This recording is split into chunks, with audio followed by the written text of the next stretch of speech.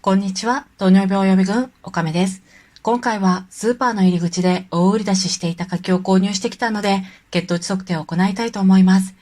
血糖値を測ってきて2年目なんですが、私の場合、朝にフルーツを食べる習慣があるんですが、単独で血糖値を測ってみたことがなかったなと思い、今回実行してみました。結果がどうなったのか、最後までご覧いただけると嬉しいです。それでは、スタートです。スーパーで柿を買ってきて動画で紹介するために柿について調べてみたら、柿を食べて血糖値が200超えという記事を見つけたり、健康にいいんだよという記事の両方を見つけて、食べる前から戦々恐々としています。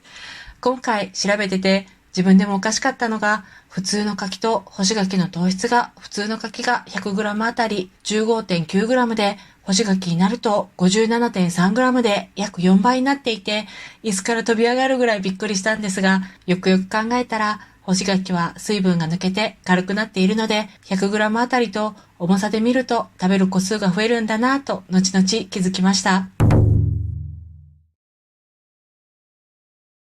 どうして干し柿を調べたかというと、皆さんご存知でしょうか？こちらの干し柿の中に白あんが入った和菓子なんですが、これが本当に美味しくて好きだったので、興味本位で干し柿の糖質を調べました。血糖値を測り出してから和菓子は本当に食べなくなったので、いつか測ってみたい気持ちと同時に安易に測ってしまったら、今後食べれなくなりそうなジレンマで実行できずにいます。それでは血糖値測定に入りたいと思います。今回使用するのはスーパーで大売り出しされていたこちらの生の柿です。毎年秋になって柿を見るとこんなに四角だったのかなと思います。今回この柿の2分の1、82g を食べて血糖値はこのように変化しました。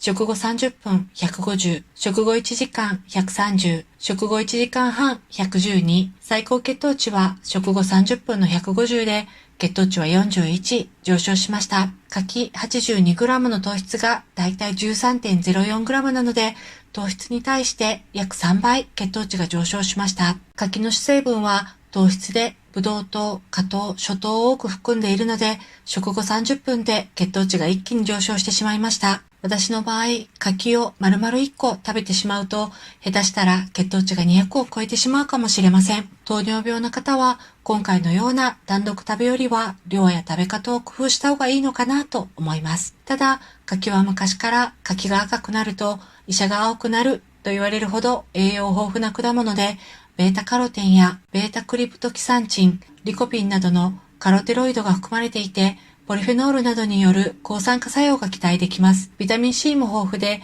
意外にもキウイフルーツやみかん、グレープフルーツよりも多く含まれているそうです。また、柿を1個食べるだけで1日分のビタミンを摂取できます。他のフルーツに比べ糖質が高く、完熟すればするほど果糖よりブドウ糖が多くなるので、食べられる時期を注意してみてください。今回血糖値を測ってみてつくづく思ったのが、冒頭でもお話ししたようにフルーツを使った和菓子が流行っていてとても美味しいんですが、甘い果物に餅やあんを加えたそれらのスイーツは糖尿病の私は控えた方がいいのだなぁと実感しました。それでは今回の動画はこれで終わります。最後までご覧いただきありがとうございます。また次回の動画でお会いしましょう。糖尿病予備軍おかめでした。いつも本当にありがとうございます。